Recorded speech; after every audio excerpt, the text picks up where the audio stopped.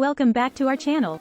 Today, we're exploring a fascinating question. Is walking 10,000 steps every day really a good idea? According to an article on boxrocks.com, this widely promoted guideline may not be as straightforward as it seems. The 10,000 step goal originated in Japan during the 1964 Tokyo Olympics. However, experts argue that this number may not be universally applicable. Factors like age, fitness level, and overall health play a role. To shed light on this topic, we're joined by fitness expert Dr. Sarah Johnson. While the 10,000 step goal can motivate sedentary individuals, it may not suit everyone. It's crucial to find a balance that works for you. So, what are the benefits of regular walking? Walking improves cardiovascular health, strengthens muscles, supports weight management, and boosts mental well-being.